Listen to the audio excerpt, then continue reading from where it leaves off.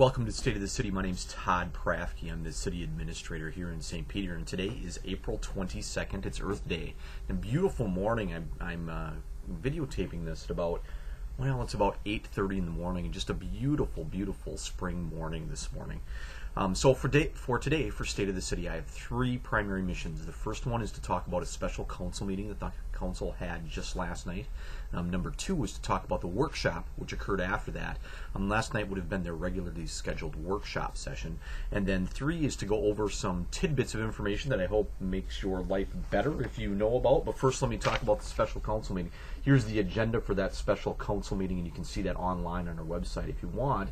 As you can see here, it's right-of-way acquisition, and it relates, really, we talk about St. Julian and Old Minnesota Avenue, but this really relates to the McDonald's property down there, and some area that's abutting Old Minnesota Avenue, and some area that's abutting St. Julian Street. As many of you know, there's work that's going to occur on Highway 169, and we're proposing to do some work at the St. Julian and Old Minnesota intersection. And this was for acquisition of easements and right-of-way, so that roads can be modified, easements can be had for temporary construction activities, a number of things. And I'll go into it just a little bit more detail. As 169 work is occurring, part of the goal is that's going to be raised out of the floodplain, and so that intersection needs some modifications, or it will continue to flood in a major way. So we've been working with McDonald's and Holiday in that area to help allow for DOT to do construction along St. Julian, and there'll be some changes down there as a result of this. I think what you see, though, is McDonald's is supportive of this and signed the documentation and provided the for the property transfer and the temporary easements, really because they see that flooding at their front door is a bad thing, and if they can do some work in cooperation with DOT and with the city to mitigate that to a greater extent, that's positive for them. So the council met for about, it was about 20, maybe 30 minutes to talk about that, and approved entering into the agreements with McDonald's for the acquisition of right-of-way along Old Minnesota Avenue and temporary easements along St. Julian. Some of you might be saying, what will this do to the roundabout? You know, part of this property is needed if there's a roundabout built in the future. This isn't building the roundabout. In fact, the chances of us building a roundabout there this year are very, very low, because we have not been able to acquire all the property necessary to do that from the property owners on the four corners. But there will be some modifications in that area, likely this summer or fall, because the traffic patterns are changing, and with 169 and the work that's going on there, the traffic pattern is going to change dramatically, and so there will be some changes that are going to have to occur to make that intersection function reasonably and be safe. So anyway, watch for some of that. Now to the workshop. Here's the workshop agenda. Again, you can see that on our website as well.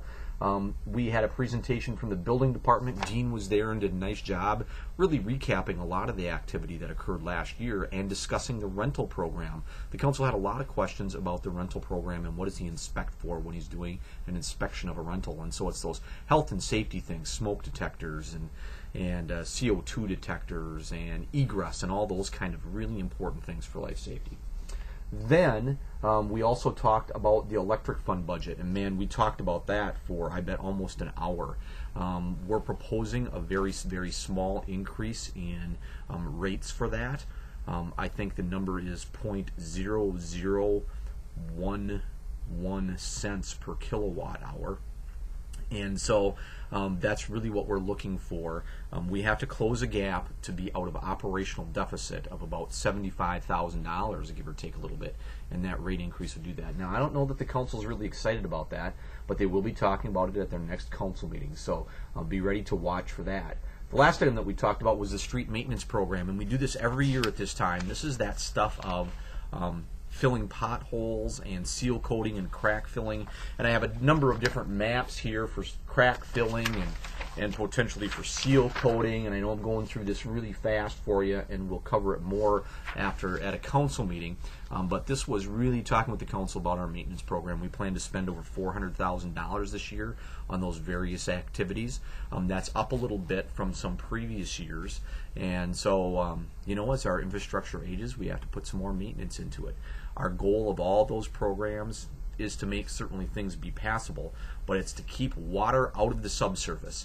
So it's to keep those streets watertight as possible, because when water gets into that subsurface, that's when we start to have challenges in relation to alligatoring and all kinds of other things. And as you know, this has been a really tough winter, so it's good that we're going to get moving on that program, which includes full depth patching on potholes, which includes crack filling, and which includes over 90 blocks of seal coating, as well as a couple of sidewalk things that we're going to work on. So great to be watching for that, and we'll let you know some more information as that work comes closer.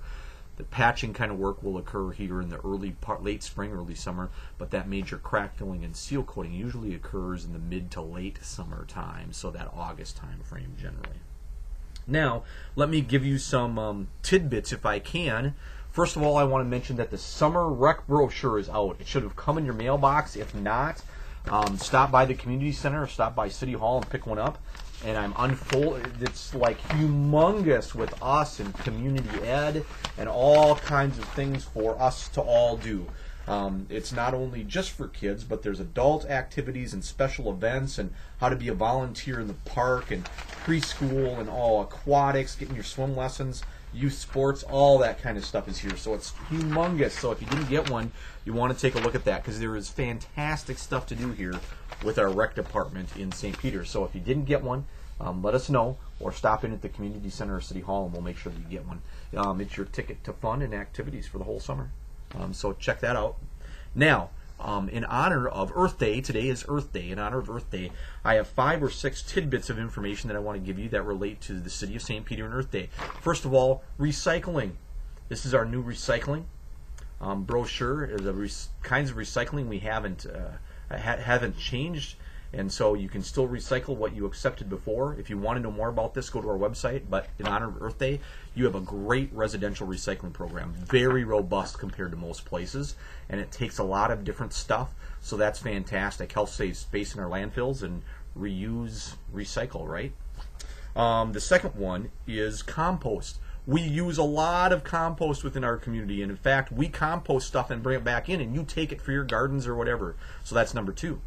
Number 3 is street sweeping. Street sweeping helps the Minnesota River dramatically, helps keep all that grit and dirt and all that stuff out of the Minnesota River, as does our stormwater program. So there's items number 3 and number 4. Also, I want to mention the rain barrel program. Where did I put that sheet of paper?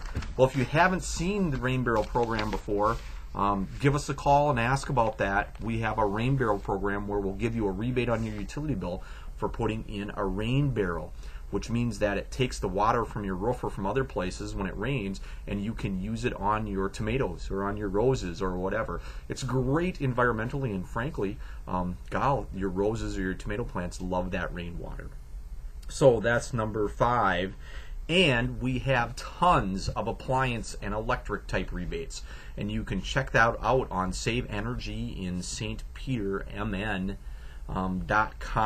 And so check that out. We have tons of rebates on light bulbs and LED lighting and Energy Star appliances, washers, dryers, all that kind of stuff. So it's fantastic. So in honor of Earth Day, those are 5, 6, 7 of the various things that we do to help protect our environment and make St. Peter a better place. Now, the last bit of information that I have for you is I want to thank the Chamber for letting me come and visit at their board meeting just this last week. I want to thank the Nicollet County Silver Seniors. I came and spoke for about an hour at their group meeting, last week as well. And I think today I'm at Lions talking, into the Lions Den. I'm talking at Lions about some of the things we have going on. So, with that, here's our fantastic graphics. If you want to email me, there you go. If you want to check out our website, there it is. Or like us on Facebook. We would love to have you like us on Facebook. You know, we put more stuff on Facebook all the time, so it's a great place to get to know us. Or give us a call. Phew. That's what I got for you today on State of the City. Thanks for clicking in.